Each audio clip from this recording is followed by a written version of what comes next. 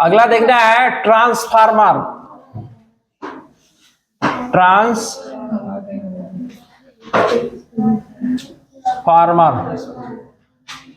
ये ट्रांसफार्मर देखना है। देखिएगा, समझिए इसको।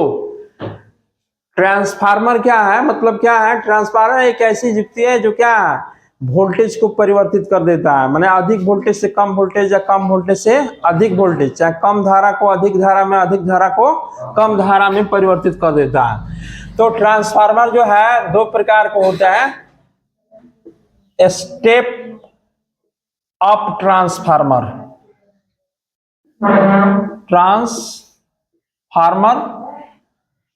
दूसरा है स्टेप डाउन ट्रांसफार्मर। ठीक है, ऊंचाई ट्रांसफार्मर, निम्नाई ट्रांसफार्मर। मतलब स्टेप अप का मतलब ऊंचाई ट्रांसफार्मर। इस ट्रांसफार्मर में देखिएगा ये होता है, ये कुंडली जो होता है 1 2 3 4, और इसमें इसकी संख्या उससे अधिक होती है। ये जो है पहला हो गया। दूसरा ट्रांसफार्मर का संकेत हम देंगे। इसमें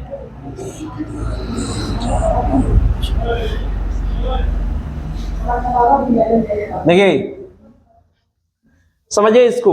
ये ट्रांसफार्मर की कुंडली है, इसको प्राइमरी कॉइल और इसको सेकेंडरी कॉइल। इसमें प्राइमरी कॉइल है, सेकेंडरी। प्राइमरी कॉइल मतलब यहाँ प्राइमरी कॉइल हो गया N1 और सेकेंडरी कॉइल हो गया N2। यहाँ पर सेकेंडरी कॉइल N2 और यहाँ पर N1। ऑब्जेक्टिव में क्वेश्चन पूछता है कि स्टेप ऑफ ट्रांसफार्मर में जो प्राइमरी कॉइल है और सेकेंडरी कॉइल के बीच क्या संबंध होता है, क्या है, कौन बड़ा होता है, इसकी किसकी संख्या बड़ा होता है? तो N2 ग्रेटर देन होता है N1 से। मतलब देखिएगा ये 1 2 3 4 है, इससे ये अधिक है। जितना होगा, यह जितना होगा इसकी संख्या जो है इससे क्या है, माने इसकी जो संख्या होगा इससे कम होगा। चाहे इसकी संख्या प्राइमरी यानी कि secondary coil, number of secondary coil और नंबर ऑफ प्राइमरी कॉइल, यानी कि number of secondary coil greater than होगा नंबर ऑफ प्राइमरी कॉइल, यानी कि प्राइमरी कॉइल की जो संख्या है उस संख्या से क्या है, यहां अधिक होंगे। ये क्या होंगे, अधिक होंगे। तो इसको हम क्या लिख सकते हैं, ये ऑब्जेक्टिव में कई बार पूछा गया है क्वेश्चन कि ऊंचाई ट्रांसफार्मर में जो है प्राइमरी कॉइल और सेकेंडरी कॉइल कौन बड़ा होता है, कौन किसकी संख्या अधिक होती है? तो सेकेंडरी कॉइल की संख्या अधिक है। यही निम्न माने स्टेप डाउन ट्रांसफार्मर में, स्टेप डाउन ट्रांसफार्मर में इसका ठीक उल्टा होता है। N2 लेस देन होगा N1 से। N2 क्या होगा, लेस देन होगा, क्या होगा, N1 से। तो इस बात को यह याद रखिएगा, कई बार पूछा, एक को याद रखिएगा तो दूसरा अपने से याद हो जाएगा। इसमें देखिए कॉइल की जो संख्या है, ये कॉइल्स नंबर 1 2 3 4 है, इसमें 1 2 3 4 5 है, मैंने इससे अधिक है। इसमें ठीक उल्टा है, 1 2 3, इसमें 1 2 3 4 5 6, यानी कि क्या है, उसकी जो संख्या है प्राइमरी कॉइल की जो संख्या है सेकेंडरी कॉइल की संख्या से क्या है, अधिक है। ऐसा कहीं रचना आ जाए तो समझिएगा कि ट्रांसफार्मर की जो है यह ट्रांसफार्मर का संकेत है। ट्रांसफार्मर का संकेत इसी तरह से लिखा जाता है। अब देखिए ट्रांसफार्मर में होता क्या है, एक मान लीजिए कि इसमें जो है ये ट्रांसफार्मर जो होता है, ये ट्रांसफार्मर में बहुत सारे जो है प्लेट लगे होते हैं, ऐसे बहुत सारे इसमें प्लेट लगे होते हैं, और ये प्लेट जो होता है इन प्लेटों पर जो है तांबा के तार के बहुत सारे फेरे लिपटे होते हैं, बहुत सारे फेरे लिपटे होते हैं ऐसे ऐसे, और ये आपका ऐसे हो गया। ठीक है, इसको हम कहते हैं प्राइमरी कॉइल, इसको कहते हैं सेकेंडरी कॉइल्स। देखिएगा ये जो है बहुत सारे प्लेट के ये प्लेट होता है, इसी प्लेट पर क्या है ये लिपटे होते हैं। आप देखे होंगे कि जब गांव में कभी ट्रांसफार्मर खुलता है, चाहे क्या है, जो ट्रांसफार्मर बनाता है उसके यहाँ भी जाइएगा तो देखिएगा कि बहुत सारा जब खुलता है तो बहुत सारे उसमें प्लेट होते हैं, धातु के प्लेट होते हैं। आई धातु के प्लेटों के बीच बीच में कुचालक पदार्थ के एक जो है पतले प्लेट रखा जाता है। कुचालक पदार्थ का क्या है, प्लेट बीच बीच में रखा जाता है। ऐसा क्यों किया जाता है, इसका रीजन भी है। अगर ऐसा नहीं होता, मान लीजिए तो हम मोटे ढाल कर नहीं बना देते, काहे कि प्लेट रखने की आवश्यकता है, मोटे उसको ढाल कर और तब उस पर तांबा के तार लिपट देते। तो यह क्या है, ऐसा नहीं होता है, क्योंकि वो पतले प्लेट रखने से क्या होता है, जो कल भंवर धारा की बात की जा रही है वो भंवर धारा उत्पन्न नहीं होते हैं, लेकिन उसका प्रभाव कम होता है। नहीं, जो कल भंवर धारा की बात हो रही है, एडी करंट की जो बात हो रही थी, एडी करंट इन प्लेटों पर उत्पन्न होता है। ये प्लेट पर जब उत्पन्न होते हैं तो ये ट्रांसफार्मर के प्लेट जो है क्या है, वो कहता है ना कि भंवर धारा कहता है कि क्या प्लेट को यहां तक गर्म करके गला भी सकता है, तो भंवर धारा का प्रभाव कम होता है, इसलिए ट्रांसफार्मर गर्म हो जाते हैं। उसके क्या है, हिट होने का रीजन नहीं है कि क्या भंवर धारा उत्पन्न होते हैं, भंवर धारा उत्पन्न होते हैं जिससे क्या है, यह ट्रांसफार्मर जो है क्या हिट हो जाता है। देखते हो कि क्या है, जब हिट हो जाता है तो कभी कभी ऐसा भी होता है कि वह क्या है, वहां से धूम्र निकलने लगता है। तो यहां यानी कि प्राइमरी क्वाइल्स को हम क्या है, एनपी क्वाइल्स की संख्या को, इसके विद्युत वाहक बल को ईपी, इसके जो है आपका सेकेंडरी क्वाइल को एनएस, और इसका आपका विद्युत वाहक बल को ईएस से डिनोट करते हैं। इसको ऐसे भी लिख सकते हैं, यानी कि क्या है, एनएस ग्रेटर देन है एनपी की। इसका मतलब है यह जो है आपका जो क्वाइल्स है वह क्या है, आपका प्राइमरी जो है क्वाइल्स है, और ये क्या है आपका ये सेकेंडरी जो है आपका ये क्वाइल्स है, माने कुंडलियां हैं। अब इसमें भी यह क्या है, आपका प्राइमरी हो जाएगा, और इसमें क्या हो जाएगा आपका, ये जो है आपका सेकेंडरी हो जाएगा। नहीं, सेकेंडरी क्वाइल्स हो जाएंगे, ये भी या आपका जो है प्राइमरी क्वाइल्स हो जाएंगे। तो प्राइमरी क्वाइल्स में यानी कि प्राइमरी क्वाइल्स को, इसको क्या है जो है एनएस ग्रेटर देन एनपी भी कर सकते हैं, चाहे इसको हम क्या है आपका एनएस लेस देन जो है एनपी भी कर सकते हैं। यानी 1 बता रहा है प्राइमरी को, 2 बता रहा है सेकेंडरी को बता रहा है। अब होता क्या है, ये जो है आपका इनपुट है, ठीक है, इसमें प्रवेश करेगा, आई क्या है आउटपुट है, माने इससे क्या है धारा बाहर हो गई, ठीक है। तो जब अब क्या है, अब यदि क्या है स्टेप अप ट्रांसफार्मर बनाना है तो इसकी संख्या कम कर देंगे, इसकी अधिक कर देंगे तो स्टेप अप हो जाएगा। अगर स्टेप डाउन बनाना है तो क्या है, इसकी संख्या अधिक और इसकी संख्या हम कम कर देंगे। तो अब देखिएगा स्टेप अप ट्रांसफार्मर में क्या होता है, तो स्टेप अप ट्रांसफार्मर में होता है कि कम विभव वाले प्रतिवर्ती धारा और प्रबल माने कम विभव वाले प्रतिवर्ती धारा, देखिए सुन लीजिए, विभव कम होगा और अधिक प्रबलता का जो है प्रतिवर्ती धारा होगा। कम विभव का प्रबल प्रतिवर्ती धारा को उच्च विभव का निर्बल प्रतिवर्ती धारा में चेंज करता है, बदलता है। फिर समझिए, कम विभव के प्रबल प्रतिवर्ती धारा को उच्च विभव के निर्बल प्रतिवर्ती धारा में बदलता है। तो इस प्रकार के ट्रांसफार्मर को हम क्या कहेंगे, स्टेप अप ट्रांसफार्मर कहते हैं। फिर समझिए, कहता है कि क्या है, कम विभव के प्रबल प्रतिवर्ती धारा को उच्च विभव के निर्बल प्रतिवर्ती धारा में बदलता है। तो इस प्रकार के ट्रांसफार्मर को हम क्या कहते हैं, स्टेप अप ट्रांसफार्मर कहते हैं। अब स्टेप डाउन में क्या कहता है, स्टेप डाउन में कहता है कि अधिक विभव वाले निर्बल प्रतिवर्ती धारा को कम विभव वाले प्रबल प्रतिवर्ती धारा में बदलता है। तो इस प्रकार के ट्रांसफार्मर को स्टेप डाउन ट्रांसफार्मर कहते हैं। तो इसमें क्या होगा, ट्रांसफार्मर में यही नहीं है कि उसमें क्या है सीधे डायरेक्ट जो है हम तार प्रवेश करते हैं वही तार से निकाल देते, तो बदलता धारा, ना धारा बदलता ना वोल्टेज बदलता।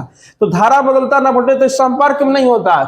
इस पर जो है क्या है, इंसुलेटेड तार होता है। ये बीच बीच में क्या है आपका जो है कुचालक पदार्थ के प्लेट लगे होते हैं और बीच बीच में कुचालक पदार्थ का प्लेट लगे होते हैं। तो इसमें क्या होता है, इस कुंडली में जब धारा प्रवाहित है तो चुंबकीय फ्लक्स में परिवर्तन होता है। चुंबकीय फ्लक्स में परिवर्तन होता है तो इसमें वह परिवर्तन के कारण इसमें फिर प्रेरित धारा उत्पन्न होता है और वह प्रेरित धारा जो है बाहर निकलता है। तो अगर इसकी संख्या अधिक है और इसकी कम है तो ये कम प्रबलता का होगा। अगर इसकी संख्या कम है यह अधिक है तो यह अधिक प्रबलता का होगा। तो इस प्रकार से तो हम क्या है, आउटपुट जब होता है, आउटपुट जब धारा होता है तो क्या है, हम चुंबकीय फ्लक्स यानी कि क्या फैराडे के हम क्या सेकेंड लॉ का उपयोग करते हैं। तो सेकेंड लॉ में क्या होता है, primary coils is equal to minus NP D phi B by D T, NS is equal to minus आपका एन एस यानी ईएस इजकल टू एनएस और D phi B by D T. समीकरण number 1 और समीकरण नंबर 2, पहले में दूसरे से हम भाग दे देंगे। तो याद देखिए चुंबकीय फ्लक्स में परिवर्तन क्या है, कट जाएगा, माइनस से माइनस कर दे तो क्या लिख सकते हैं, ईपी बटे ईएस इजकल टू एनपी बटे एनएस के नाम से जानते हैं। यानी कि क्या हो जाएगा, एनपी बटे एनएस हो जाएगा, यानी कि EP by ES is equal to क्या है, एनपी बाई एनएस हो जाएगा। तो यह जो आपका हो जाएगा, ये आपका एक सूत्र मिलेगा जिससे अगर एन मालूम हो, अगर पी मालूम हो, एन पी का मान मालूम है, एनएस का मान मालूम है, ईपी का मान हो तो ईएस निकल जाएगा। अगर क्या ईपी का मान मालूम हो, जो है ईपी का मान ईएस का मान निकाल मालूम हो और एनएस का मान तो एनपी निकल, कितने कॉइल से निकल जाएंगे। अगर मान लीजिए कि अगर ईपी जो है आपका 10 वोल्ट हो ना, तो ये कह रहा है कि ईएस जो है निकालिए, एनपी का मान जो है 10 हो और एनएस का मान जो है 20 हो। तो हम क्या है इसी सूत्र का उपयोग करेंगे। तो ईपी बटे ईएस इजकल टू एनपी बटे एनएस। तो ईपी का मान जो है 10 है, ईएस निकाल देना है, इसका 10 है, इसका 20 है, तो इससे इसको काट लेंगे तो क्या हो जाएगा, ईएस इजकल टू कितना, यानी 20 वोल्ट का हो जाएगा।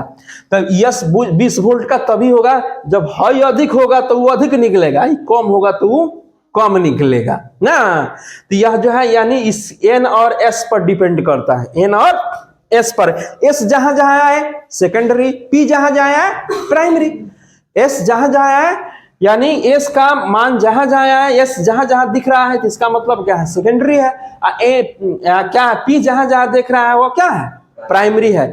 तो इस प्रकार से ट्रांसफार्मर में क्या करता है, यानी ट्रांसफार्मर एक ऐसी युक्ति है कि क्या है, वोल्टेज को परिवर्तित कर देता है या धारा को परिवर्तित कर, निर्बल से प्रबल में या कम वोल्टेज को अधिक वोल्टेज में परिवर्तित करता है। तो इस प्रकार की युक्ति को हम क्या कहेंगे, ट्रांसफार्मर। ट्रांसफार्मर में ये बात को ध्यान रखा, अगर कुंडलियों की संख्या बढ़ेगी जिधर, उधर उसकी प्रबलता बढ़ेगी। कुंडलियों से मैंने देखिए उधर कम है इधर अधिक है, तो ऊंचाई ट्रांसफार्मर ये वोल्टेज बढ़ेगा, वोल्टेज बढ़ेगा तो वोल्टेज बढ़ाकर धारा को क्या एक जगह से दूसरी जगह भेजा जाता है, क्योंकि वह कहाँ लगता है, वहां जहां से उत्पन्न होता है, यानी कि कहाँ जहां पर यह धारा उत्पन्न होता है वहां से यह ट्रांसफार्मर। गांव में ट्रांसफार्मर का स्टेप डाउन ट्रांसफार्मर लगता है, नहीं स्टेप क्या है डाउन ट्रांसफार्मर लगता है। तो स्टेप डाउन ट्रांसफार्मर में क्या, यह निर्बल प्रतिवर्ती धारा, यानी कि उसमें होता है प्रबल प्रतिवर्ती धारा को निर्बल में बदलता है, आई निर्बल प्रतिवर्ती धारा को प्रबल में बदलता है, इसलिए गांव में स्टेप डाउन ट्रांसफार्मर लगाए। जो गांव में जो उपयोग होता है वो क्या है, स्टेप डाउन ट्रांसफार्मर लगता है। यस ठीक है, इसको थोड़ा सा पलट देंगे तो NS by NP is equal to ES by EP, ये जो है ये एक रेशियो के बराबर होता है जिसे आर से डिनोट करते हैं। इसको बोलते हैं आर को ट्रांसफॉर्मेशन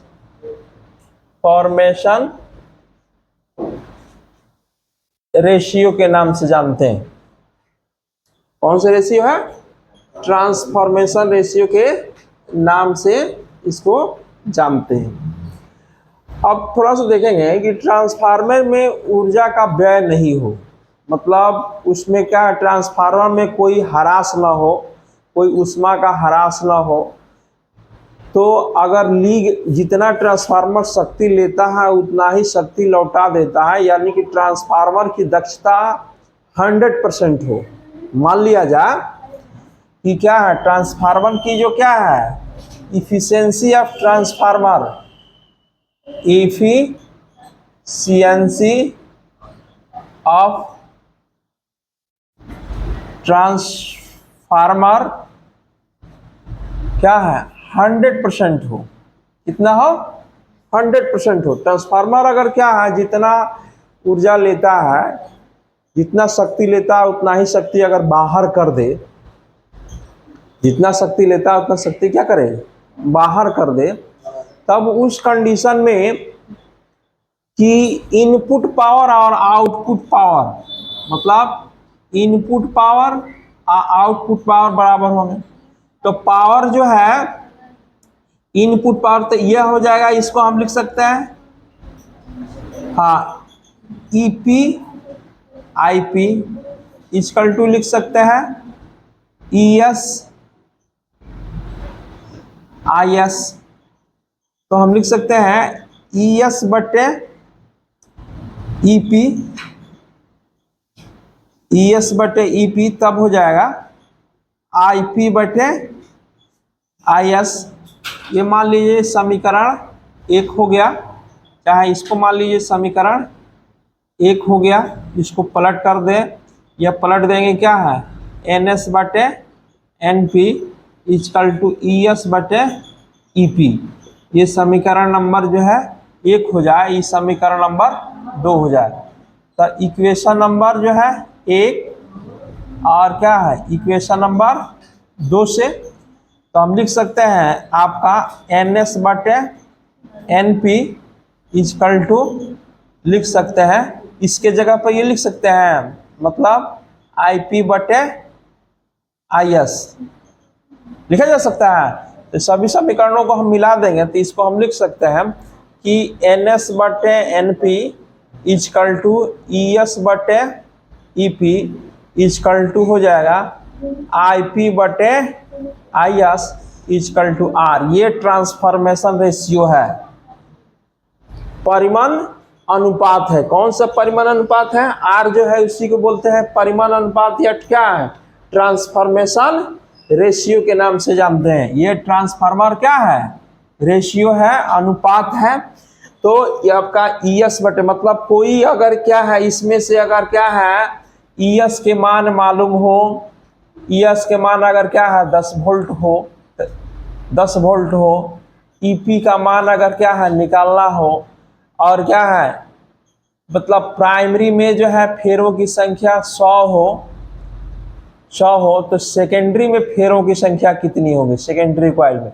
तब इस सूत्र का प्रयोग करेंगे, यहाँ से यहाँ तक का प्रयोग करेंगे। तो इसमें क्या हो जाएगा, एन एस बटे N P equal to E S बटे ई पी, तब हो जाएगा आपका क्या, इसका मान हम रख देंगे तो हो जाएगा, आप इसका मान निकालना है और एनपी का मान, आपका एनपी का मान 100 है, इसका मान जो है 10 है ना, हाँ।